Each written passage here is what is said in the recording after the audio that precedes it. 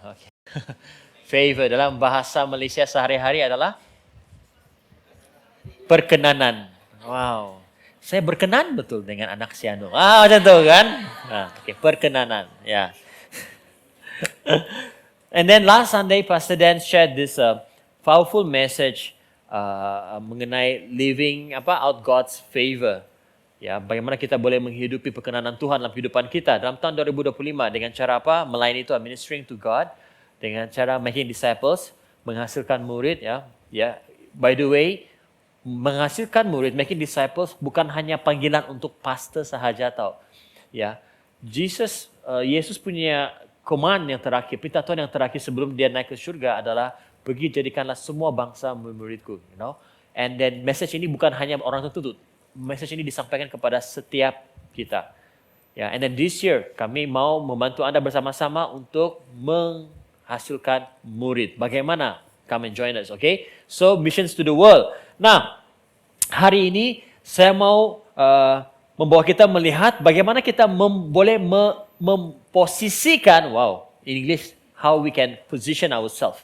Bagaimana kita memposisikan, meletakkan diri kita supaya kita dapat berjalan dalam perkenanan Tuhan dan mengalami perkenanan Tuhan.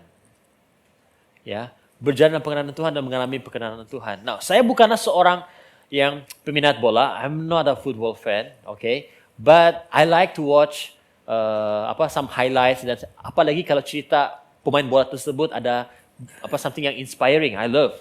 Alright? But I want you guys to imagine ini, seorang pemain bola, okay?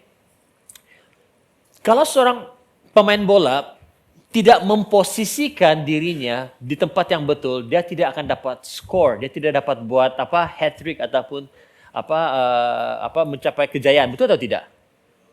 If you are a striker, right? Ya, di gereja kita ada berapa orang coach bola sepak juga, gitu. Ya, ada minat main bola, alright? So no matter how talented, skillful pengalaman kau pun, macam mana pun, kalau kau tidak berada di tempat yang betul, posisi yang betul, kau tidak akan dapat skor juga. So again, no matter how talented that player, experience kah, ya, cepatkah dia, skillful kah, kalau dia tidak berada di posisi yang betul, di posisi yang tepat, nothing will happen. Betul? Ya, sama seperti pemain bola yang kita lihat, tuh kan? Kita sendiri harus memposisikan diri kita di tempat yang tepat untuk kita dapat menerima perkenanan Tuhan, khususnya dalam tahun 2025. Ya, ramai orang pada tahun-tahun yang lepas, I don't know, maybe this happened to you. Engkau melihat ramai orang can score goals. Kau bilang, apa kurang saya? Saya pun boleh begini. But you didn't score goals because why? You are not at the right position. Kamu tidak memposisikan diri kamu di tempat yang betul. Ramai di antara kita duduk komen saja, itulah, patutnya kau bisa nak betul. Cakap saja tapi tidak buat apa-apa. Orang yang score goals itu mereka mengalami kemenangan dan kita hanya duduk tidak. Mengalami perkenanan Tuhan requires us to be in a position. Now, why I start with this? Karena salah satu daripada cara untuk kita mengalami perkenanan Tuhan itu adalah bila kita melayani Tuhan, minister to God. Katakan melayani Tuhan. Ya. Nah, hari ini kita akan melihat daripada kehidupan Raja Daud. Bagaimana Raja Daud memposisikan diri dia untuk, bukan saja diri dia tahu, dia dan sisi keluarga dan keturunannya mengalami perkenanan Tuhan. Bagaimana? Dengan cara melayani Tuhan. Ya. Nah, mari kita lihat ada ada berapa banyak sebenarnya peristiwa yang terjadi dalam kehidupan Daud, tapi ada dua significant moment di mana Allah menyatakan perkenanannya, bless him, ya, memberkati Daud, ya, di dalam firman Tuhan. Kamu lihat, yang pertama di dalam 2 Samuel pasal 5 ayat 1 hingga 3, Raja Saul baru saja meninggal pada waktu itu. Dan apa yang terjadi? 12 kepala suku, suku Israel itu datang kepada Daud. Dan katakan kepada Daud bahwa kamulah akan menjadi raja bagi Israel. Daud tidak perlu berkempen, Daud tidak perlu tanya, kau rasa siapa? Kira-kira siapa yang boleh gantikan Saul? Dia tidak perlu berkempen. Dia tidak perlu minta orang promote dia. Tapi karena perkenanan Tuhan, 12 kepala suku ini datang kepada dia, Daud, kaulah menjadi raja kami. Wow, that is God's favor. Ya, don't be surprised.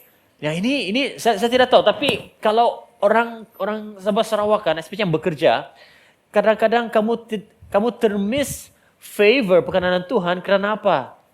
Pemikiran Anda tidak diubah. Bila kamu dapat promotion, bila kamu dipuji, diangkat, dah bukanlah, no, bukan. Like, I mean, that's God's favor, of course. Kalau ikutkan kamu punya kemampuan, capacity kamu, mungkin kamu tidak akan dapat buat. Tapi if God's favor atas kamu, something yang impossible itu menjadi possible. Amen? Amen? Ya. For me, I have experienced God's favor in my life karena saya tahu bahwa berdasarkan pengalaman saya, talenta ataupun capacity saya, it's impossible for me to do what I do today. Nah, continue with David. Dalam ayat yang berikutnya, dalam ayat yang ke-6 hingga 12, setelah dia diangkat menjadi raja oleh 12 suku tersebut, Daud establish kerajaan ibu kota Israel, Jerusalem, dengan cara menawan Jerusalem. Nah, pada waktu itu ada suku Jebusites, English Jebusite. Kalau bahasa Malaysia, I don't know, Yebus. Okay, Yebus. Kamu tahu kota tersebut being fortified, kena jaga dengan sangat kuat, sehingga orang Yebus sangat confident, dia kata, tak perlu kita jaga. Orang buta pun boleh jaga. Maksudnya, macam mereka mempekerjakan Daud, dia bilang, buat apa kita mau serius? Kalau Daud mau attack, never mind. Ini kita punya kota ini cukup kuat. Karena posisi mereka di atas bukit dan dikelilingi dengan lembah. Okay, this is some of the image agak-agak lah begitu yang ahli sejarawan boleh imagine lah di mana macam mana.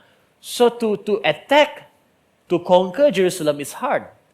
Tapi karena perkenanan Tuhan atas Daud, mereka berjaya menawan Jerusalem dan Daud establish kerajaan Israel dan berpusatkan di Yerusalem pada waktu itu. Nah, ini adalah sebagian daripada event, peristiwa yang menunjukkan kepada kita bagaimana perkenanan Tuhan itu bukannya secara random. Ya. Perkenanan Tuhan itu sangat berkait rapat dengan kesetiaan Daud dalam melayani Tuhan. It's not random. It's not luck. By the way, Christians, we don't believe in luck, we believe in God. Kita hanya percaya kepada Tuhan, beriman kepada Tuhan. And when it's the right time, according to His will, itu akan terjadi. Not by luck. Alright? Not by luck. Ya. Ada di antara kita mungkin kita tidak tahu apa maksudnya melayani Tuhan. Mungkin yang kita lihat melayani Tuhan itu adalah berada di hadapan mimbar di sini. Ya. Dalam budaya kita di Sabah Sarawak, right? Bila bicara mengenai pelayanan sejak gereja di depan sini. But let me tell you, melayani Tuhan itu lebih daripada sekadar apa yang berlaku pada hari Minggu, lebih daripada sekadar apa yang berlaku di hadapan. So, melayani Tuhan bermaksud berkhidmat, service, menyembah dan mendedikasikan diri kita kepada tujuan Tuhan, baik secara individu, secara personal, ataupun secara corporate. Of course, tidak semua Anda boleh melayani di hadapan. Alright? Ya, you can be a worship leader, singers, okay? If that's not your talent, tidak perlulah. Nanti orang akan rebah. Okay? Bukan rebah kerana jamahan Tuhan, you know. Tapi, Tuhan, I have to endure this. Pingsan kau, you know. But doesn't mean that jika Anda tidak melayani di mimbar, di gereja, kamu tidak dapat melayani Tuhan. No, it's more than that. Dalam kamu punya saat itu, your personal devotion time dengan Tuhan. Dalam pekerjaan kamu. Apapun yang kamu lakukan di tempat kerja kamu, di campus kamu, wherever you are, whatever you do, kalau untuk kemuliaan Tuhan, untuk Tuhan, that is your ministry. Yang mengerti katakan amen. Amen. Alright? Nah, so jadi bila bicara mengenai melayani Tuhan, hari ini kita akan lihat bagaimana melayani Tuhan itu membuatkan kita memposisikan diri kita untuk menerima favor perkenanan Tuhan. Oke? Mari kita buka 2 Samuel pasal 7 ayat 1 hingga 13. 2 Samuel pasal yang ke-7 ayat 1 hingga yang ke-13. Yang sudah mendapatkannya katakan amen. Alright. Wah, I really miss those days. Kalau yang pengkhotbah. Ya. Alright. Okay. Mari saya baca. Ketika raja telah menetap di rumahnya, itu Raja Daud, dan Tuhan telah mengaruniakan keamanan kepadanya terhadap semua musuhnya di sekeliling, berkatalah raja kepada Nabi Nathan, lihatlah, aku ini diam dalam rumah dari kayu aras, padahal tabut Allah diam di bawah tenda ataupun kemah. Lalu berkatalah Nathan kepada raja, baik, lakukanlah segala sesuatu yang dikandung di hatimu, sebab Tuhan menyertai engkau. Tetapi pada malam itu juga datanglah firman Tuhan kepada Nathan. Demikian, pergilah katakan kepada hambaku Daud, beginilah firman Tuhan. Masakan engkau yang mendirikan rumah bagiku untuk kudiami? Aku tidak pernah diam dalam rumah sejak aku menuntun orang Israel dari Mesir sampai hari ini. Tetapi aku selalu mengembara dari dalam kemah sebagai kediaman. Ayat yang ketujuh. Selama aku mengembara bersama-sama seluruh orang Israel, pernahkah aku mengucapkan firman kepada salah seorang hakim orang Israel yang kuperintahkan mengembalakan umatku Israel demikian? Mengapa kamu tidak mendirikan bagiku rumah dari kayu aras? Oleh sebab itu, beginilah kau katakan kepada hambaku Daud.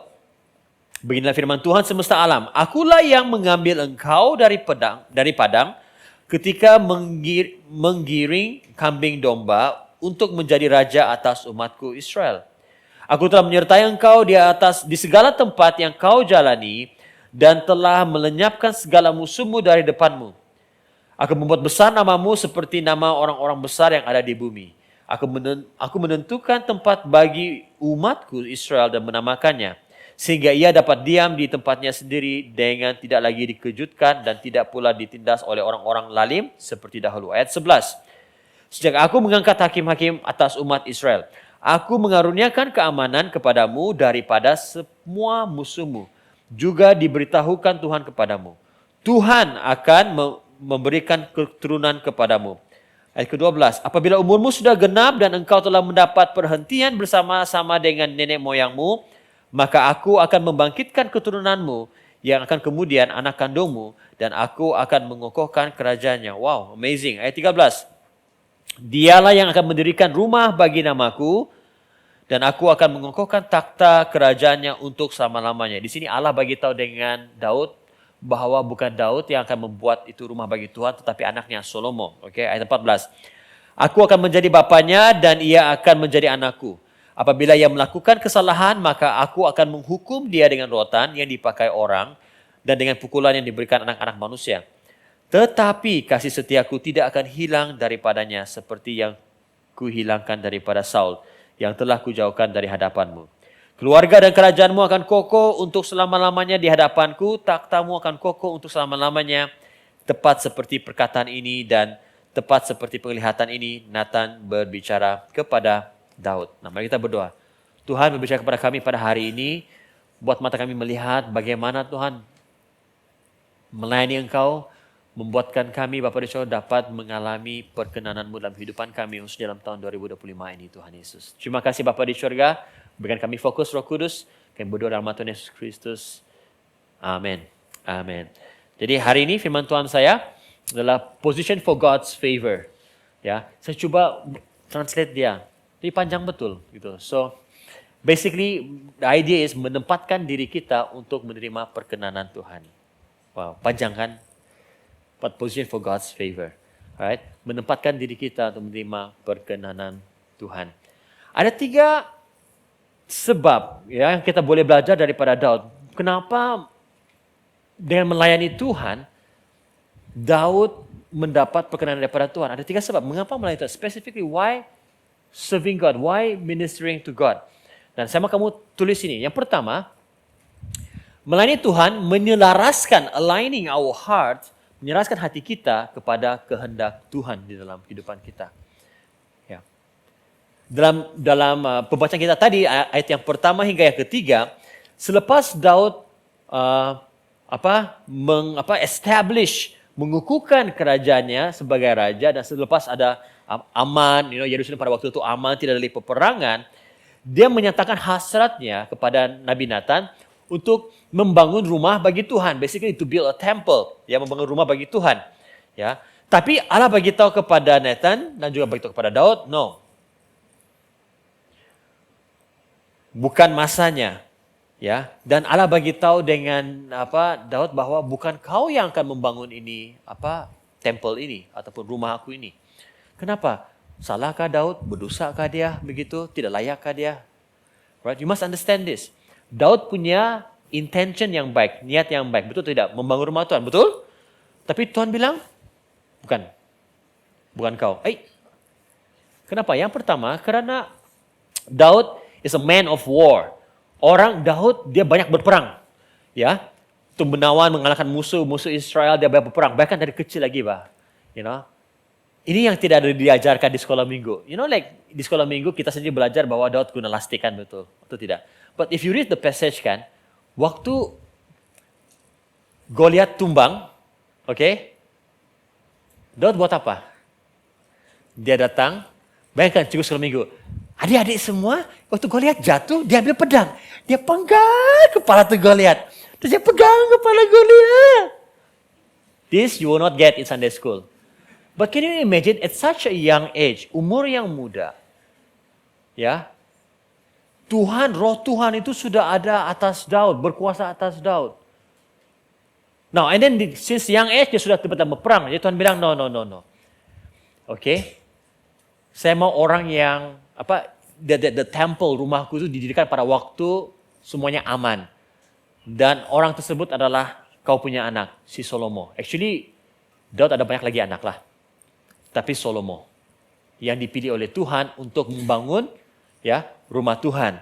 Yang kedua, timing Tuhan. Timing Tuhan.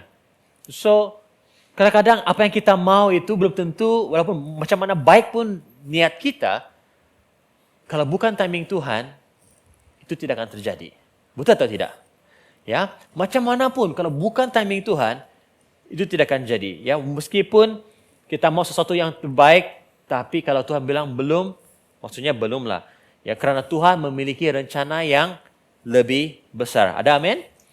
Ya. So, bukan bermaksud jika Anda tidak mendapat jawaban daripada doa Anda, bukan bermaksud jika Anda tidak mendapat pekerjaan yang Anda doakan, kalau kamu tidak mendapat sesuatu yang kamu sudah doakan, doa puasa, berdoa semuanya, kalau kamu tidak dapat, bukan bermaksud Tuhan membenci Anda, bukan bermaksud Tuhan tidak mendengar doa Anda, tapi itu bermaksud bahwa Tuhan punya rencana yang jauh lebih baik daripada apa yang Anda pikirkan.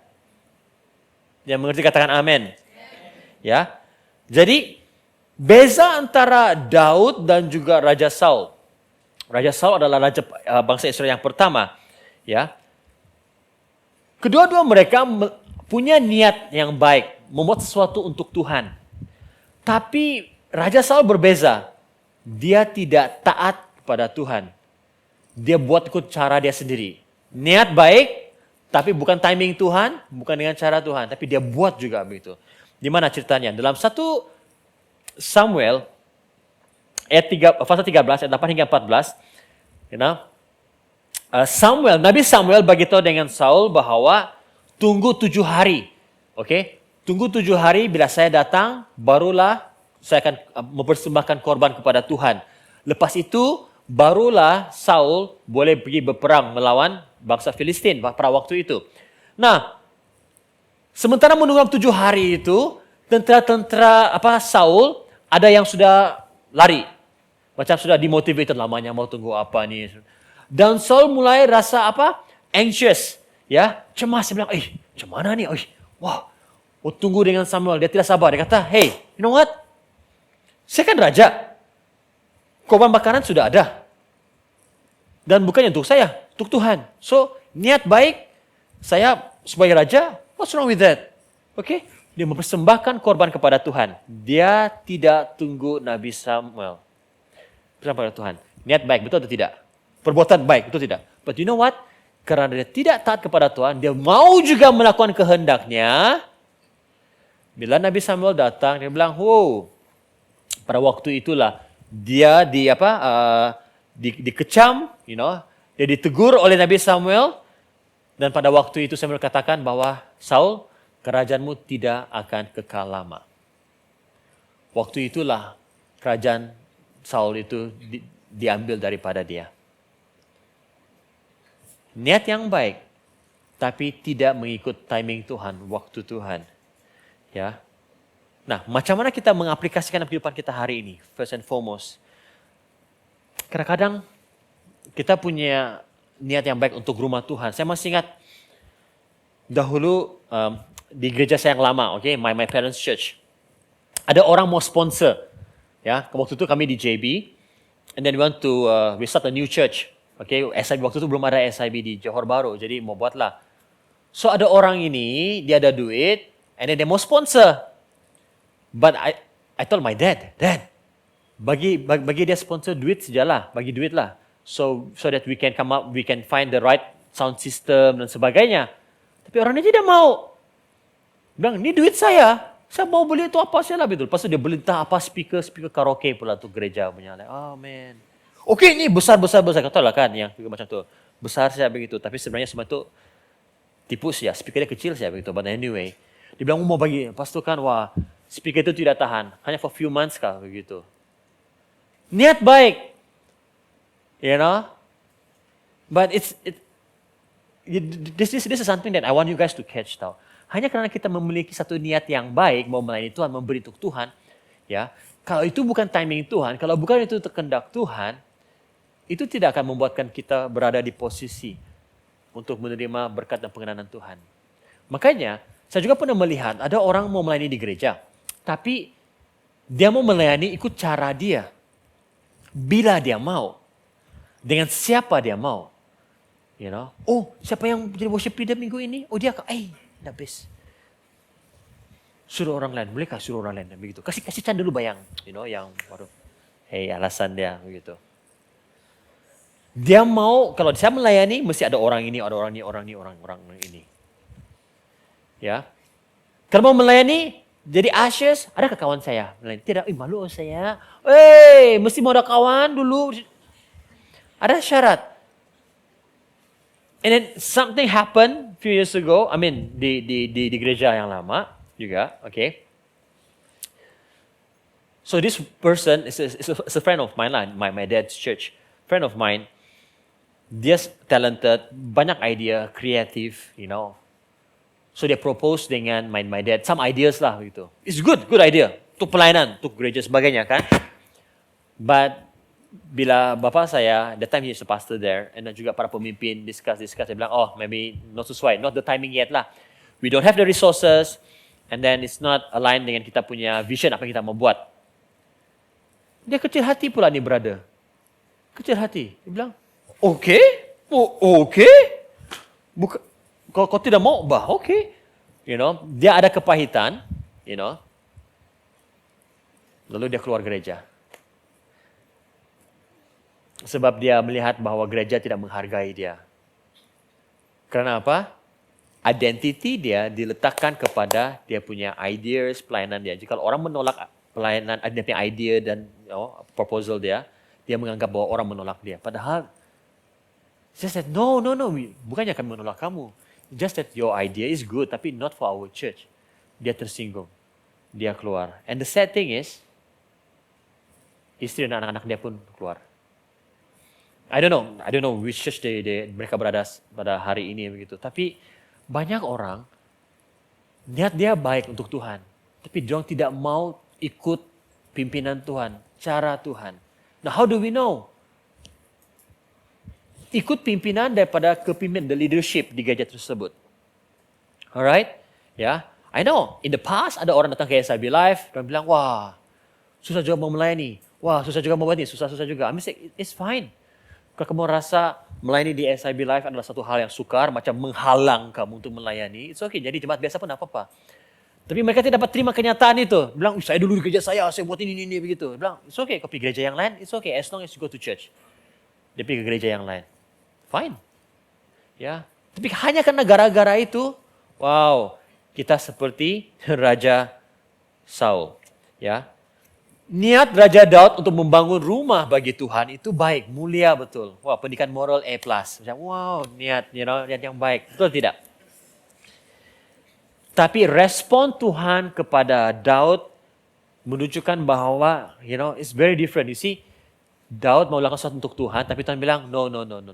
I don't want you to do that. Instead, I will do something to you. Saya akan buat perjanjianku. Remember last year, Kalau kamu yang ada bersama-sama tahun lepas, I preach about the covenant, perjanjian, the Davidic covenant.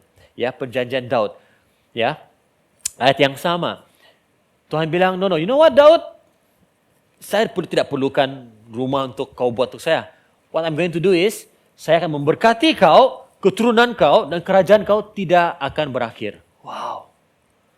Can you imagine? Kamu datang dengan Tuhan, ini banyak saya mau buat. Tuhan bilang, no. Instead of that, I'm going to bless you. Like, huh? Wow, I didn't expect that. Dan ini yang terjadi dengan Daud. So here's the thing. Why? Kenapa Daud menerima perkenanan Tuhan? Because he served God, he obeyed God. Now, dalam tahun 2025, this year, 2025, saya mau kita semua melayani Tuhan. Bila kita berbicara mengenai pelayanan melayani Tuhan, jangan kita hanya lihat mengenai pelayanan mimbar. Walaupun ya, that is part of ministry. But let us start by ministering to God, melayani Tuhan melalui waktu doa kita. Saat teduh kita, baca firman Tuhan kita. Ya. We can serve God, minister to God, secara individu dan juga secara corporate. Ada beberapa perkara yang sama kita fikirkan. Yang pertama, bila berbicara mengenai melayani Tuhan kan, tanya Tuhan, apa yang dia mau, apa yang Tuhan kehendaki dalam hidupan kita. Ramai di antara kita sudah cukup dewasa, ya. Tapi kalau Tuhan tidak menjawab doa kita sesuai yang kita mau, kita merajuk macam budak kecil. Tuhan, saya mau kawin sama dia juga. Tuhan bilang, no. Dan kita buat pilihan kita sendiri. Let me tell you. Yes. Kawin juga, hidup juga, beranak cucu juga, tetapi tidak menerima perkenanan Tuhan. Perkenanan Tuhan is very different, I tell you, it's different. Yeah, it's different. Perkenanan Tuhan is when you least expect it, benda kecil yang kau buat pun, tapi hasil dia besar. That's God's favor, Really. That's why it's very important for us to ask this question. Tuhan, apa yang kau kehendaki dalam hidup saya? Imagine, kau mau celebrate birthday kawan kau. Kemarin, Diki punya birthday. Mana Diki? Oh, tiada. Itu Diki. Dia birthday. Katakan Diki birthday, begitu. Ya. Oh, dan juga Nia juga birthday kemarin kan? Nia. Oh, patutlah kau tidak datang kemarin begitu. No. Dia ada event. Dia ada event, guys. Because we have training for the leaders, okay? Now imagine, Diki, because I know dia pun ikut training juga gitu kan, tapi dia tengok masa dia begitu pas tu. Okay, but imagine Diki tidak tahu yang orang plan untuk birthday surprise untuk dia lah begitu. By the way, nanti ada orang surprise? Okay, anyway, just. But what happened? All the life group members prepare everything semua. Okay, Diki datang kita surprise. Beritahu dengan adik dia. Ara, nanti bawa Diki sini begitu. Prepare semua kan. Diki, kerana hari dia birthday dia kan. Dia bilang, you know what? Ini birthday saya. I want to relax. Saya mau pergi healing. Dia off phone dia terus pergi healing senang-senang begitu. Like, wah, relax. Orang live group dia semua, prepare semua. Wih, kau ni. Wow. Reaction, mau ambil rakam reaction dia semua. Tunggu, kontak dia tidak dapat begitu kan. Like, hey, mana Diki ni begitu, cari begitu. Malam Diki datang, relax ya begitu. Wow, happy birthday saya boleh relax, chill, Datang, orang semua nampak dengan dia. Weh, pergi mana? Pergi healing. Diki yang kena marah. Kau ni kau tidak tahu kau orang susah payah. Saya ambil leave saya, just mau prepare kau punya birthday.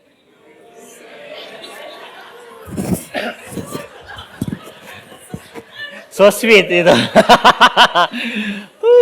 It's a bromance, bro. Bromance. Kenapa mana Diki?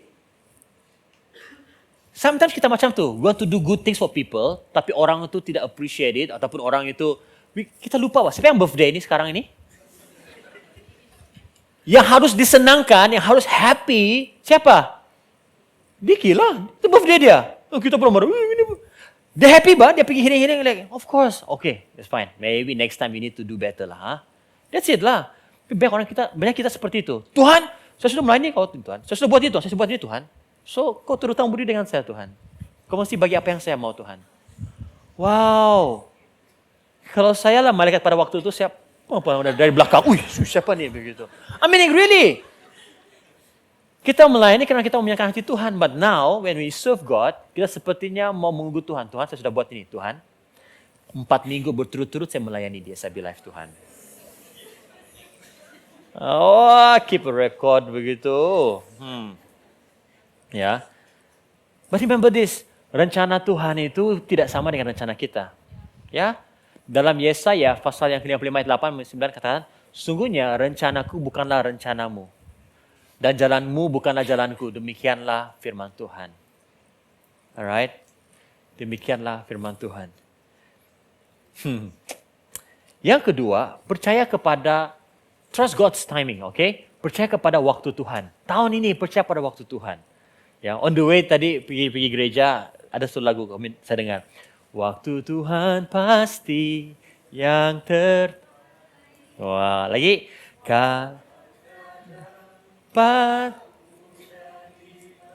Wow, waktu dapat mudah dimengerti. Lepas tu, lewati.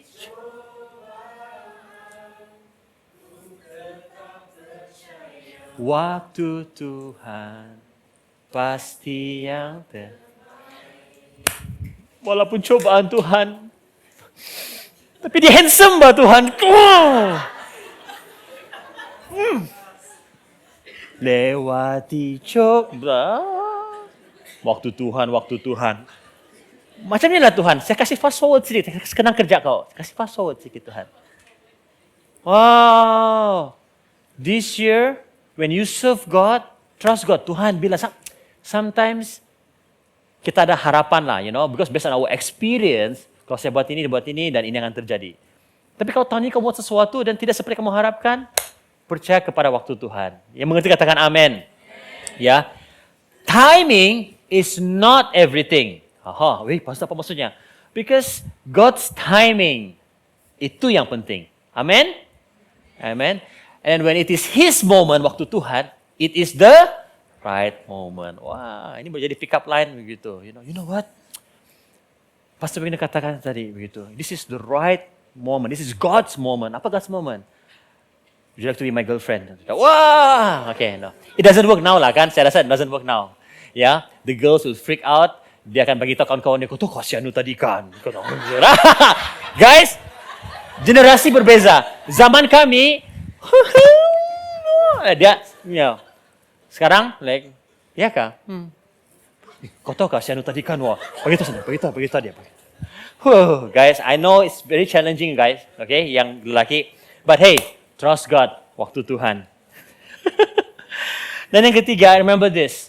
When it comes to serving God, maybe we don't understand apa yang Tuhan lakukan. Maybe timing kita tidak sama dengan Tuhan. We trust God. Percayalah bahwa Tuhan melihat hati kita. You see, Raja Daud dan Raja Saul, dua-dua mereka mau melakukan sesuatu untuk Tuhan. Di mata manusia, that's good. Tapi Tuhan melihat hati. Betul? Right? Ya. Perkenanan Tuhan ke atas kita bukan kerana apa? Perbuatan baik kita. Namun kerana perbuatan baik kita sejajar, align dengan kehendaknya. Okay? Jadi Tuhan berkenan kepada kamu bukan kerana kamu pekerjaan baik kamu. Bilang, kau berbuat, kau melayani, kau tolong orang. Saya mesti berkenan untuk kau nih. No. Tuhan menyatakan perkenanannya kepada kita apabila perbuatan baik kita sejajar, sesuai, selaras dengan kehendaknya. Yang mengerti katakan amin. Ibrani pasal yang ke-6 ayat yang ke-10 hingga 12 katakan ini. Allah sentiasa adil dan Dia tidak akan melupakan kerja serta usaha kasih yang telah kamu tunjukkan untuk namanya. So guys, especially life group leaders, how many life group leaders di sini angkat tangan? Life group leaders course angkat tangan tinggi-tinggi. Okay, good. Turun tangan. Ya, ada yang confused juga begitu. Siapa nih pastor begitu? Right, come on. Okay, let me tell you. Firman Tuhan katakan, Dia tidak akan melupakan kamu punya kerja keras, kasihmu kepada kamu punya life group. Yang kena message, double tick, dah kena reply saja. Kena call, kena block lagi begitu. Saya tahu, as a leader, am I as a pastor, I experienced that. But I say I'm doing this for God. Remember this, Tuhan lihat hati kita. Okay? So don't give up. Keep it up. Don't give up, keep it up. Ya, begitu dengan kawan kamu kiri kanan, don't give up, keep it up. Tuhan melihat hati, okay? Continue to serve, continue to love, begitu, alright? Ya, macam pastor ini katakan, mungkin tahun ini tak kenal maka tak cinta. Continue to build that relationship, gitu. Okay, depends how you interpret it lah, okay? Ya, yang kedua, mengapa melayani itu boleh membuatkan kita, memposisikan kita kepada perkenanan Tuhan? Karena melayani Tuhan membangun keintiman kita dengan Tuhan. Develops our intimacy with God. Ya. Daud dikenal sebagai orang yang mempunyai hubungan yang intim, yang akrab dengan Tuhan. Maka dalam 1 Samuel pasal 13 ayat 14, dinyatakan bahwa Daud adalah a man after God's own heart. Wow. A man after God's own heart. Dan BM apa sudah itu? Dekat di hati Tuhan kah? Gitu. What is it? Man after God's own heart. Oke lah, orang yang dekat di hati Tuhan lah. Wow, serius lah. Kalau kamu tanya, Tuhan Yesus, siapa yang ada di hati kau? Wah, nama kau. That's David. Saya tahu, cringe kan. Okay. Ya. Bila kita intim dengan Tuhan, itu bermaksud bahwa kita percaya kepada Tuhan, kita bergantung kepada Tuhan. Bila kita intim, akrab dengan Tuhan, itu bicara bahwa Tuhan bekerja dalam kehidupan kita, meskipun kita tidak faham apa yang dia lakukan, tapi kita tahu bahwa Tuhan mau selalu memberi yang terbaik bagi kita. Yang mengerti katakan amin. Ya, dan we have preached this before. This Greek word, bahasa Greek ini, perkataan ginosko. Katakan ginosko. Ginosko ini bermaksud apa? Pengetahuan yang mendalam tentang seseorang. Ya, hubungan pengalaman, okay? So maksudnya begini. Tuhan mau kita ginosko dengan dia. Ginosko maksudnya, macam mana kita kenal siapa itu Tuhan? Macam mana kau tahu bahwa Tuhan itu baik? Macam mana kamu tahu bahwa Tuhan itu setia? Macam mana kamu tahu Tuhan itu mengampuni? Karena kamu sendiri mengalaminya. Bukan karena pastor cakap, bukan karena ibu bapa kamu cakap. Bukan karena lagu itu cakap. Tapi karena kamu sendiri mengalaminya. Hello? Ginosko. Hari-hari ini, of course, some of you guys know me. Because apa? Tengok dari IG, oh pastor suka lari sini begitu. But do you really know me personally? Tapi generasi kita pada hari ini, content cukup puas bila kita tahu daripada social media, oh saya kenal dia nih, oh dia buat ini, dia suka ini. But that is not through your experience, personal interaction dengan orang tersebut. Beza tau? Ya. Tuhan mau kita ginosko dengan dia. So, it's not just about knowing someone, but really have an experience bersama-sama dengan dia. You know, dalam Yohanes pasal 14 ayat 7, bila Yesus bagi tahu kepada murid-muridnya bahwa if you really know me, jika kau benar mengenal aku, perkataan mengenal, know, itulah ginosko. Ya, dia katakan kau akan mengenal Bapakku yang di surga, kau akan ginosko Bapakku yang di surga. So that means, Andi, kalau kamu mau tahu, mengalami hubungan dengan Bapa di surga, cukup bagi Anda untuk mengalami hubungan secara pribadi dengan Tuhan Yesus. Yesus katakan, you know me, you ginosko God. Ya. Jangan hanya kenal Tuhan daripada baca firman Tuhan, dengar khotbah. You need to experience it yourself. Ya. You need to experience it yourself. Ya. Di dalam firman Tuhan, Raja Daud menunjukkan banyak contoh bagaimana dia ginosko pada Tuhan. Dia mengenal Tuhan secara pribadi. Ya. Waktu dia masih muda lagi, ya, Daud mengenal Tuhan waktu dia masih seorang gembala. Waktu dia masih menjadi gembala, apa yang dia buat? Mazmur 23, ya, mengenai Tuhan adalah gembala yang baik. Macam mana Daud tahu bahwa Tuhan adalah gembala yang baik? Waktu dia di padang mengembalakan domba-domba dia melihat bagaimana Tuhan menjaga dia. Tuhan membantu dia untuk mengalahkan beruang singa yang mengancam domba-domba yang dijaganya.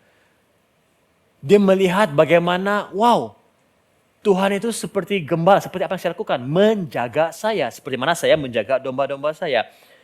So, waktu Daud menjaga domba-domba, menjaga domba-dombanya, ya,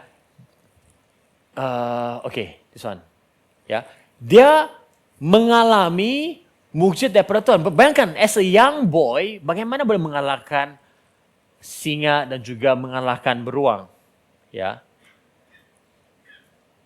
Dalam 1 Samuel pasal 17 hingga pasal 17 ayat 37. Waktu Daud mau berdepan dengan Goliat, Raja Saul panggil Daud. Daud, sini kau. Nah, kau pakailah saya punya armor, baju perisai ini semua. Ya. Harap-harap kau menanglah begitu. Tapi Daud bilang, no. Ya. Stubika, dia bilang, tidak, saya biasa pakai elastik saja, pakai tongkat saja, gitu.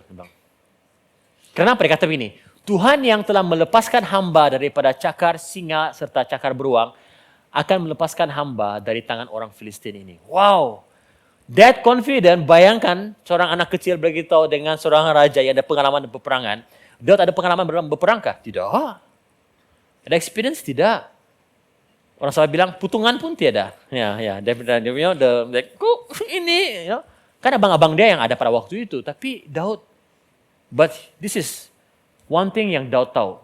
Daud ginosko Tuhan, dia tahu bahwa the same God yang bersama-sama dengan saya di padang, bersama-sama dengan domba, adalah Tuhan yang sama akan membantu saya menjatuhkan Goliat. Karena dia ginosko Tuhan. Bukan hanya itu, kita boleh lihat dalam kehidupan Daud, bagaimana dia memanggil Tuhan dengan nama-nama yang lain. Nah, kamu orang pun ada nama-nama panggilan kamu orang kan di rumah. Right? Macam nama saya, Lord of you guys know I'm Pastor Wagner. Oh, by the way, nama saya bukan Pastor Wagner, nama saya Wagner, okay? Ya. Anak saya dulu bila kami tanya anak kami, okay, what is daddy's name? Pastor Wagner Daniel. Like, no, don't add the pastor, nah, gitu. Okay? Nama saya Wagner. Nama dalam IC saya adalah Wagner Lisa Daniel. Some of you like, oh, ada Lisa. Kenapa tuh Lisa pastor? There's another story begitu, okay? Yalah, aku saya belum bawang, okay? Wagner Lisa Daniel. Now, istri saya panggil saya apa? Not sayang, like sayang. Panggil saya dear. Sometimes tengok mood dia panggil saya honey. Hey, alright. Woo. Ya. Nah, kenapa ketawa? But if any of you walk in front, nanti lepas kebaktian, boy. Panggil saya boy. I was like, you know what? Hanya orang lama saja yang who have known me for so long dari kecil tahu nama panggilan saya. My parents call me boy. Ya, itu biasa bahkan macam kamu sama view kan. The eldest son panggil boy. Boy, semua orang tengok. Alright? My parents call me boy. So I remember this one time, this one guy, long time tidak jumpa dengan dia. So dia panggil saya, boy, tidak sangka kau jadi pastor gitu like. Saya bilang, wah. Dan got some of my friends terkejut lah. Kenapa dia panggil kau boy? Oh, itu nama panggilan saya. That means dia sudah kenal saya waktu saya masih muda lagi, gitu, dia kecil lah, alright? Ya. So here's the thing, Daud ginosko Tuhan, dia tahu bahwa bagi kita panggil Tuhan, Allah itu saja. Tapi Daud tahu nama-nama Tuhan yang lain. Ya, for example, dalam Mazmur pasal yang ke-23 ayat 1, Tuhan ialah gembalaku. Bagi kita, Tuhan adalah gembalaku. Tapi bagi Daud, Jehovah adalah gembalaku. Jehovah means the existing one. Ya. Ada nama apa lagi? Adonai. Kita baca, ya Tuhan, Tuhan kami, betapa agungnya namamu di seluruh bumi. Tapi Daud, bagilah, ya Jehovah, Adonai kami. Wow, Adonai maksudnya master, ruler, yang berkuasa. You see, different kan? Ya, bagi kita, oh Tuhan. Ya. Bagi Daud, no. Dia bukan hanya Tuhan, tapi dia Adonai. What's the next one? El Elyon. Wow. Aku bersyukur kepada Tuhan Allah yang maha tinggi. Allah yang maha tinggi. Bila kita baca, ya Allah maha tinggi. Tapi bagi Daud, He is El Elyon. Ya. And the last one, ini. Ya, banyak sebenarnya. Satu nama Tuhan. Jehovah Rohi. My good shepherd. Gembalaku yang baik. You see? Then how did David know all these names? Karena dia ginosko, memiliki hubungan dengan Tuhan. Ya. Bila Daud memanggil Tuhan dengan nama-nama yang berbeza, different names, itu menunjukkan bahwa dia mengenal Tuhan. Ya. Again, ginosko Tuhan. This year 2025, kita boleh ginosko Tuhan di saat kita minister to God, melayani Tuhan. Yang mengerti katakan amin. Ya. So, melayani Tuhan bukan hanya berbicara mengenai apa yang kita lakukan bagi Tuhan. Tapi, bila kita melayani Tuhan, itu berbicara mengenai kita membangun hubungan, personal relationship dengan Tuhan. You see, dalam Yohanes pasal 13, ayat 14 hingga 15, yang berikutnya, katakan, Yesus berkata kepada murid-muridnya, jika aku sebagai Tuhan dan gurumu sanggup membasuh kaki kamu, ini Yesus membasuh kaki muridnya, maka haruslah kamu saling membasuh kaki sesama sendiri. Aku telah memberi teladan kepada kamu semua, lakukanlah apa yang telah kulakukan untukmu. Wow, maksudnya Yesus bilang, karena saya telah mencuci kaki kau, kau harus mencuci kaki orang lain juga. Follow my example. Ayat yang 34, ya. Inilah perintah baru yang kuberikan kepadamu, kasihilah satu sama lain sebagaimana apa? Aku telah mengasihimu. Now, I want you to catch this. Why you love your enemy? Why you love other people? Even orang yang kamu rasa, nggak pantas sama sekali untuk dikasihi. Gitu. Maksudnya, you don't deserve. But why we love? Because Tuhan terlebih dahulu mengasihi kita. Ya. Pernah sekali, my friend, okay, this is pelayanan saya dahulu lah. Leader, perempuan. So, dia beritahu dengan saya, Wagner, I hate that guy. Saya tidak suka lelaki itu. I was like, why? Begitu, come on. Dia buat cerita yang saya suka dengan dia, begitu. I was like, come on man. I mean, just serve lah, begitu. Terus saya nampak dia, jumpa dengan lelaki itu, bilang, hai, shalom. Gitu. Saya kira macam biasa saja begitu. Terus saya beritahu dengan dia, after a few days, bilang, okay sudahkah? No. Saya nampak kau jumpa tangan dengan dia? No, I don't want. But I know God wants me to just be nice and love other people. Kalau dia ada pilihan, dia memang tidak mau layan. Tapi dia tahu bahwa, no, why do I love people? Because God first loved me. Kenapa kita melayani? Kebetulan saya ada talenta. Ngam bapak saya bagi tahu sama Pastor Wagner yang saya melayani. Apa boleh buat? Dia boleh lari, sudah, kena cari gitu. No. Kita melayani karena Tuhan terlebih dahulu melayani kita. Amin. Kita mengasihi orang karena Tuhan terlebih dahulu mengasihi kita. Not because that person is so lovable. No. Mengasihi musuh Anda, come on. Sebab Tuhan terlebih dahulu mengasihi kita. Ya. Nah, 3 perkara yang penting ini. Bagaimana melayani Tuhan dapat membangun keintiman kita dengan Tuhan. Yang pertama, ya, bila kita berkomunikasi dengan Tuhan secara konsisten. Saya katakan tadi, melayani Tuhan salah satu daripadanya adalah bila kita setia dalam doa kita, dalam penyembahan kita, merenungkan firman Tuhan kita, even coming for we pray, persekutuan doa bersama-sama, kamu sedang melayani Tuhan. Dan through that, kamu membangun keintiman dengan Tuhan. This year, I would like to encourage you guys, at least datang satu kali saja, begitu. Satu kali pergi we pray. You will experience, different daripada Sunday service. Ya. Secondly, bagaimana kita bangun pelayanan itu boleh membangun keintiman kita? Apabila kita belajar berserah dan percaya kepada Tuhan. In ministry, sometimes there are things yang beyond our control. Beyond our control. Coming from Crimson dulu gereja kita, waktu kita mula-mula start, 2017, our church premise di Crimson, kondominium sebelah ni. 2020, we move here. Alright? Kita tidak expect COVID, pandemic, lockdown. Baru saja 2-3 kali servis kan? 2 or 3 services, terus lockdown. Belum panas lagi di lampu semua ini begitu. Sudah lockdown. Kapet masih baru lagi, fresh lagi semuanya gitu. Lockdown. But we trust God. Waktu kita pindah ke tempat ini pun tidak semuanya lengkap. Got certain things, okay, maybe kita jangan dulu beli ini, jangan dulu pasang ini. But somehow, God bless us, Tuhan memberkati. Kena provide semuanya. So now, we are growing. Every Sunday, we are almost full. Penuh. So we are looking for a bigger place.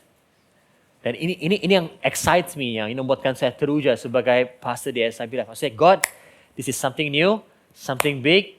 So I'm excited, I put my trust in you Tuhan. Saya pun tidak tahu di mana mau cari tempat dan sebagainya, uang dan sebagainya. But we trust you. Bila kita melakukan hal-hal yang baru bersama-sama dengan Tuhan, kita akan lebih mengenal Tuhan dengan cara yang baru. Amen? Yes. The other day, during the PMC, premarital counseling, so I shared to one of this couple. I said, you know what? Do something new. What do you mean, Pastor? Why? We're just comfortable doing the same routine. I said, nothing wrong with routine, but you only discover new things about this person when you do something new. Yeah. Mengenai kamu lihat macam mana respon dia, like, oh, I didn't know. Ya. Kau tidak pernah tanya, begitu. Do something new. So, in terms of ministering to God, tidak semua yang kita plan itu akan terjadi, tapi yang penting kita belajar untuk berserah dan percaya kepadanya. That's how we develop. Alright? Ya. Yang ketiga, kita dapat membangun keintiman kita dengan Tuhan apabila kita taat, bertindak dalam ketaatan, act in obedience kepada Tuhan. Daud taat kepada Tuhan. Daud membangun rumah Tuhan, tapi Tuhan bilang, no, bukan kau. Anak kau. Okay, boleh. Dia taat kepada Tuhan. Just now, first service, I mentioned about this. First service, dia balik sudah. So there's one of our YA, she's a nurse. And then dia baru join kita bulan December. She came waktu our Christmas service. So she came, dia kerja di Hospital Putrajaya. Just new, And then I was chatting with one of our UPM students. Do you know that ada student UPM datang pergi sini kah? UCAM? Alright? Yeah.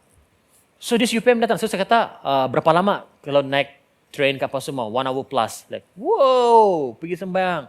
Kalau di Sarawak kan, macam mau naik boat lagi begitu, to go express, lagi begitu. Betul kan? Like that long. Mau pergi gereja sejabah. But dia datang. Terus got another girl, UPM student juga. They don't know each other. Ya, ini dah tugas pastor, mengconnectkan orang begitu, alright? So I said like, you know what? Both of you need to come to church together lah. And I remember this lady, dia nurse. And dia kata, kau boleh ambil dia orang kah? Because dia ada transport. Dia drive kereta dia sendiri. Kau boleh ambil mereka dari Sabujaya, dia drive pergi UPM. Dari UPM bawa mereka pergi ke sini. Dia bilang, boleh pastor, but first service saja. For first service, because dia bekerja hari ini. I think now dia punya shift, around 1 PM kah begitu. Dia beritahu dengan dia punya supervisor dia, bahwa bolehkah saya punya shift kena kasih buat petang sedikit begitu. She arranged her time, get out of her comfort zone. Dia baru saja join kita, dia baru saja berbalik. Even last year, biasa jumpa dengan dia, cerita dengan dia kata, pastor, bolehkah saya dibaptis? Wah, belum pun tahun 2025, kau the first candidate mau dibaptis begitu. Amazing. Get out of a comfort zone, ya. Ada kereta, datang pergi ambil. Alright? Amazing. Dia belajar untuk percaya kepada Tuhan. Obey God lah. Betul. I don't know. Some of you bilang, apa? Kenapa tidak bagi duit saja?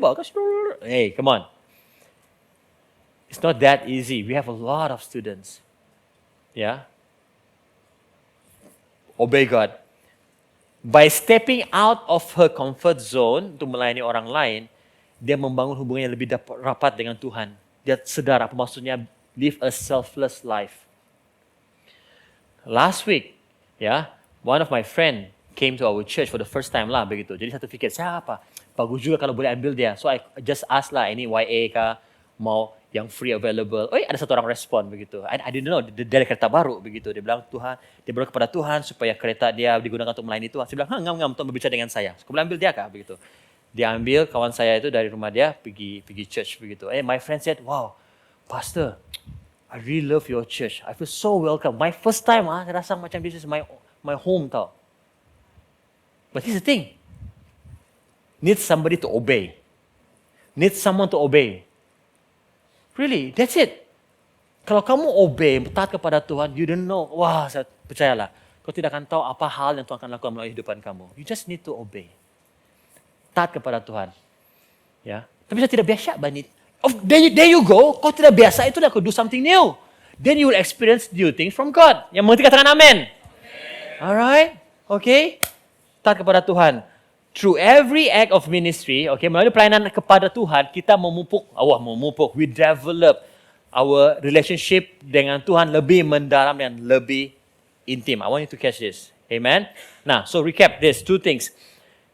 Mengapa melayani Tuhan memposisikan kita untuk menerima perkenanan pada Tuhan? Karena yang pertama, melayani Tuhan itu menyelaraskan hati kita dengan kehendaknya.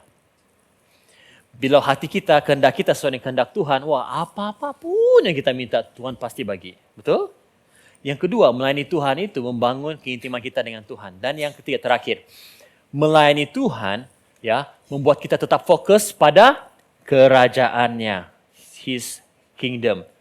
Ya, bila Daud melayani Tuhan, dia selalu fokus kepada kerajaan Tuhan, bukan kepada kesuksesannya secara pribadi, bukan kepada status dia, title dia, kehormatannya. No, fokusnya adalah kerajaan Tuhan. Macam mana kita tahu?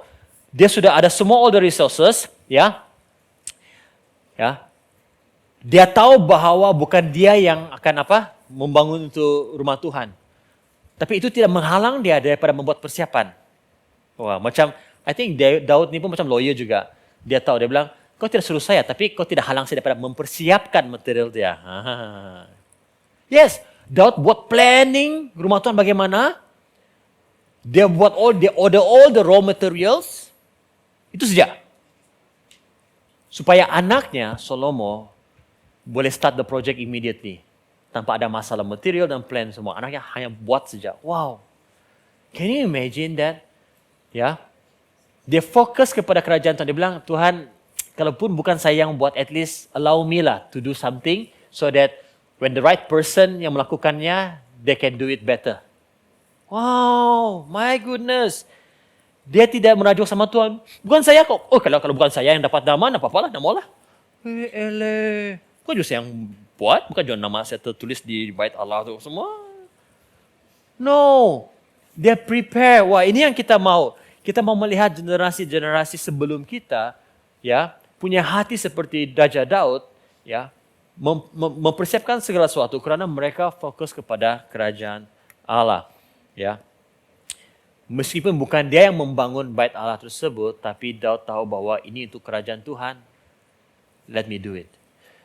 Ya, sometimes apa yang kita buat, pelayanan yang kita buat, ya mungkin orang tidak akan appreciate kita, orang tidak tahu pun siapa yang buat ini. Ya, kamu masuk dalam kategori apa? Dan lain-lain. Oh, itu kategori yang menyakitkan, betul Pastor. Kamu tahu tak kategori dan lain-lain? Terima kasih semua yang melayani pada hari ini, Reggie, Holy Joy, Deborah dan yang lain-lain. Terus si Leon, aku pakai baju merah-merah di sini pun tak kenapa sebut. Terus si Debbie, aku punya anak terpaksa bangun awal pagi. Oh ya, by the way, Reggie is the husband, Debbie is one of 16 here. Mereka ada 2 orang anak kecil tuh, harus bangun awal. Sebelum ayam mereka bangun, anak mereka bangun duluan begitu. Like they come to serve, Tapi pasti bilang, terima kasih dan yang lain-lain. Wish. You know what? Sometimes kita tidak dapat memberi terbaik kepada Tuhan kerana we care so much. Kalau apa yang saya dapat, kena hargai kah? Kena tuliskan nama saya di buletin sidang?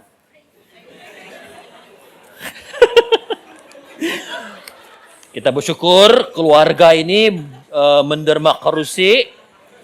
Ada berapa itu kerusi dia tadi itu? Sorry ya, yang dari Sarawak maybe you don't, but I try to. Yeah, because I grew up in that environment begitu. Mohon ada nama-nama begitu. Do it for God's kingdom. Just do it. Di Korintus, okay, Paulus harus menulis surat ini kepada jemaat-jemaat di Korintus karena they are fighting. Terus, kau siapa Paulus punya pengikut kan? Kami Paulus. They fighting. Sampai Paulus beritahu macam ini. Aku menyemaikan benih manakala Apolos menyiram.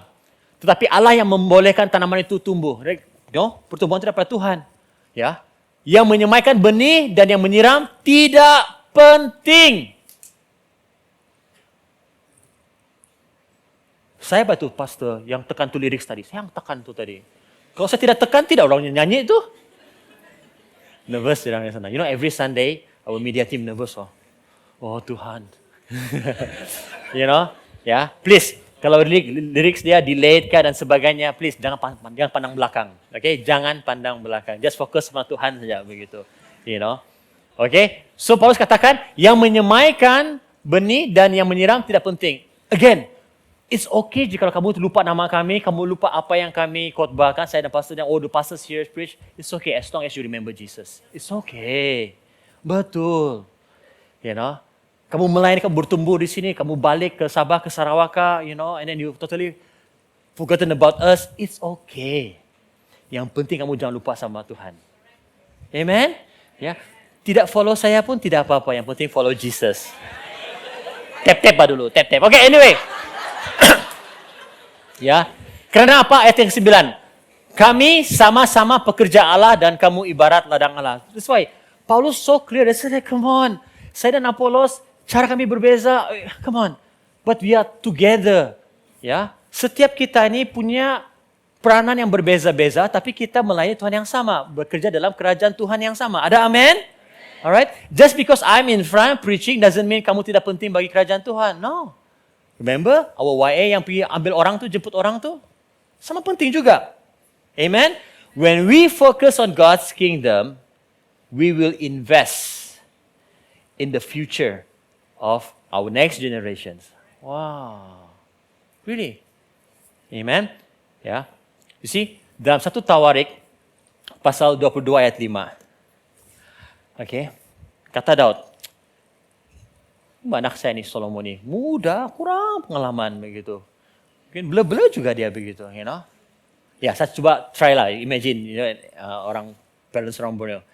Sedangkan bait yang akan dibina bagi Tuhan itu harus luar biasa besarnya sehingga masyhur dan mulia di segala negeri. Jadi, biarlah ku buat segala persediaan untuk itu.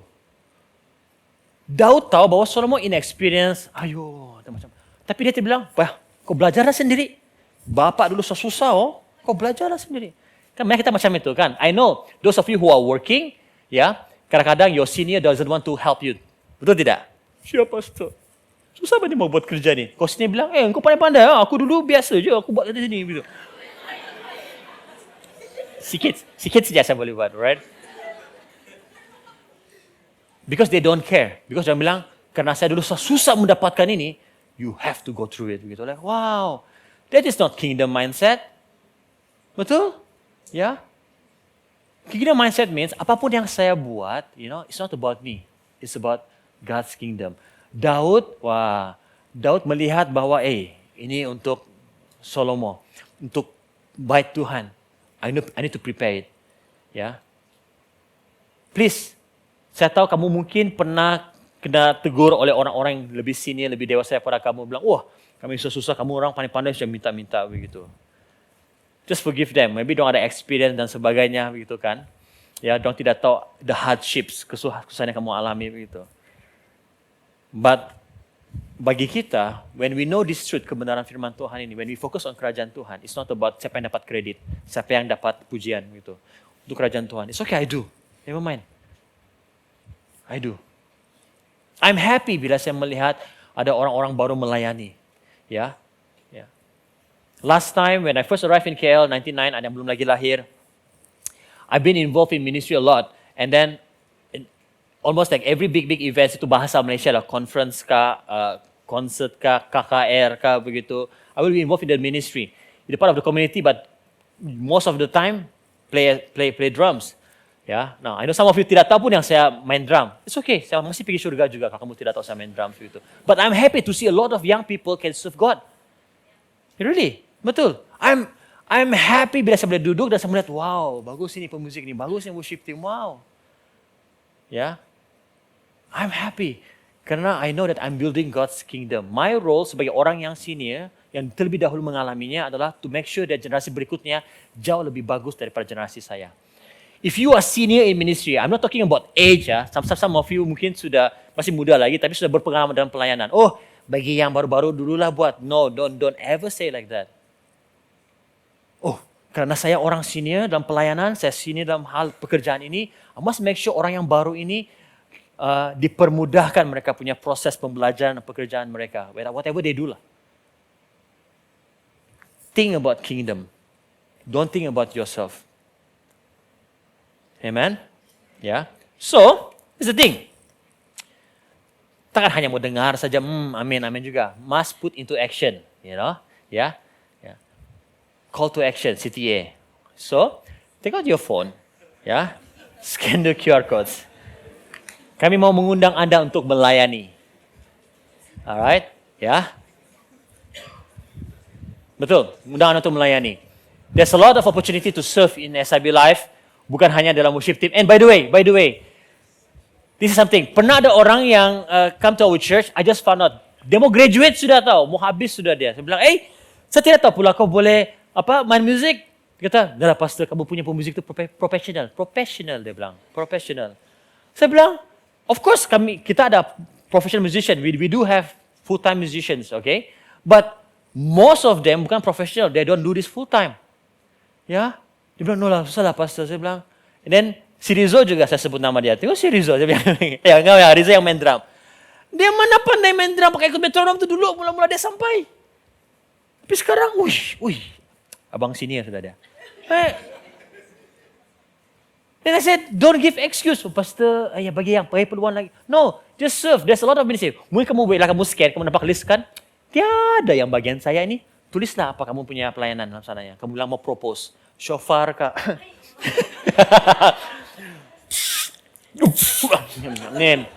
Whatever ministry. Ya, tapi you just propose lah. Whatever pelayanan begitu. Sama ada jadi atau tidak, itu bakal kira. You know.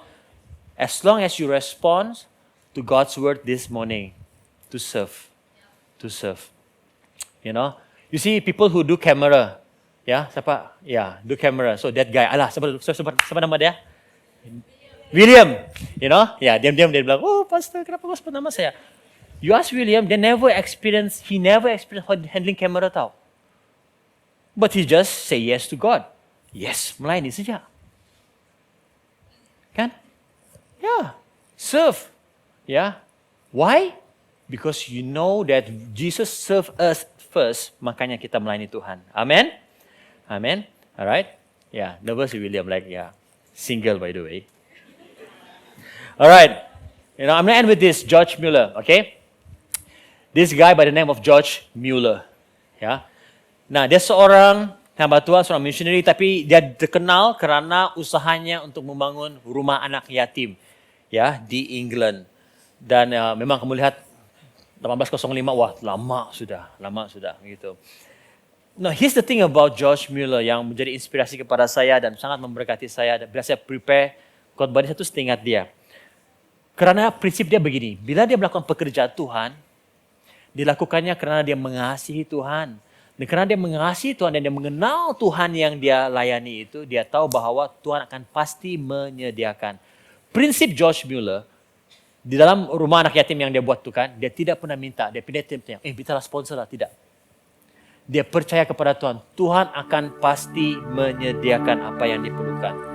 Dan kerana dia melayani Tuhan, hatinya sejajar dengan hati Tuhan. Ada banyak mujizat terjadi. Satu mujizat yang pernah terjadi dalam biografi lah. Suatu waktu di rumah anak yatim itu tidak sudah makanan. Ya, if you check, I don't know, few thousands anak-anak yatim tuh banyak besar. And he prayed, dia berdoa untuk Tuhan minta makanan. Ingat, prinsip dia adalah tidak minta-minta. Tidak, dia berdoa. A few days after that, ada bakery hantar roti pada that orphanage. Not long after that, ada orang hantar susu, milk, fresh milk kepada rumah anak yatim. You know why? Kerana kereta yang membawa susu fresh milk itu rosak. Ngam-ngam depan itu rumah anak yatim. Terus kalau macam mana ni nanti bangas pula, basi orang bilang. Bagi kepada rumah anak yatim. That's how God show His favor. Favor, right? Is like kau tidak expect macam impossible itu terjadi. But kalau God's favor, terjadi. Really, SIB Life is another testimony about God's favor. You know, the kind of people that walks in our church. Seriously, I tell you, this morning for service, like wow, I met this guy. I was like, Pastor, but I'm not supposed to be here. It's okay, chill begitu. Terus saya tanya dengan dia, is your first time to church? Ya. Is it up to expectation? No. Mesti kau expect yang pakai ini kan, collar macam ini dan jubah begini kan, church kan macam kan? Ya, pastor. You know right? And I said, this kind of people who walk in our church, and I was like, God, it's your favor. Yeah. There are some people, you know, in our church who have really high position lah. Okay, I don't want to mention lah. High position. Kamu tengok dia pun tidak macam VIP. Dia relax, dia chill. Adakah kami pergi cari dia, datanglah, tolonglah kami ini, kesian bani kami orang ini, gereja kami ini. No, it's God's favor. Right? Kisah Mueller ini mengingatkan kita bagaimana bila kita posisikan diri kita, position ourselves by ministering to God, Tuhan akan mencurahkan perkenanannya kepada kita. Some of you feel that it's too late already. Students, if it's too late, kau punya GPA, CGPA kau itu 16 semester, wah, you struggle about this semester. Some of you going finishing so like, wah, how lah, no way I can improve. God, no way, because it accumulated, betul atau tidak? But you say like wasted. Oh, no way, but you just okay, buat lah. But you know what? If you position yourself, when God's favor is upon you, kan, benda yang mustahil kan, yang tidak mustahil akan menjadi tidak mustahil. Really? Seriously? Position yourself. Position yourself. In your career. Merasa, Tuhan, bolehkah? Ya. I'm not as educated as my colleague. Of course, I would like to be in that position, tapi dari segi academic, I'm not as good as them. No? My parents can't afford to send me to higher education. If it's God's favor, kan, seriously, you will be in a position yang kau sendiri pun tidak sangka. Itu hati Tuhan, tahu. But the thing is, do you want to align, sejajarkan hati kau dengan hati Tuhan atau tidak? This year 2025 is the year of favor, perkenanan Tuhan. Don't miss it. Don't miss it. Sama seperti pemain bola sepak yang mengatakan itu kan. You see ya, kamu orang sendiri, wow, saudara kan. That's what going to happen, the heavens, the rejoice, para malaikat, orang-orang yang kamu bilang, wow, when you do something and then for God's kingdom, like, woo, right position. Amen. Amen. Let's bow our head bersama-sama. Daud tidak hanya bercakap bahwa, saya mengasihi Tuhan, saya mau melayani Tuhan. Dia berkata bahwa dia mengasihi Tuhan dan melakukan tindakan. Put it into action. Dia tahu bahwa tidak cukup hanya sekarang mengatakan bahwa saya mengasihi Tuhan, I love God. Dia tahu bahwa dia harus bertindak. Dia harus mengerjakannya. Dan saya mau mengingatkan kita semua pada hari ini, kita tidak boleh mengatakan bahwa kita mengasihi Tuhan, saya mengasihi Tuhan, I love Jesus, tapi kita tidak mau melayani Dia.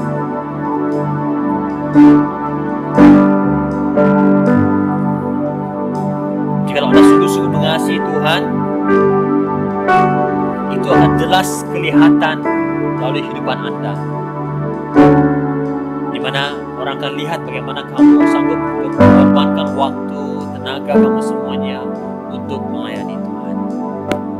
Walaupun itu tidak convenient, walaupun kamu harus get out of your comfort zone, kamu lakukannya karena kamu mengasihi Tuhan. Ingat, bila kita mengasihi Tuhan dengan segenap hati kita, dan bila kita mau melayani Dia, waktu itulah kita akan melihat perkenanan Tuhan turun ke atas kita. Haleluya. Terima kasih Tuhan, dan saya percaya tahun ini Tuhan mau kita semua lebih sungguh mengasihi Tuhan, balik kepada Tuhan. Jadikan hari Minggu, hari Ahad is a special Sunday for you to honor God, menghormati Tuhan, datang bersama-sama to worship Him. Jangan bagi alasan, unless you're not feeling well, unless you have to go on station. But if you are here in Glen Valley and you say SIB Life is your home, is your church,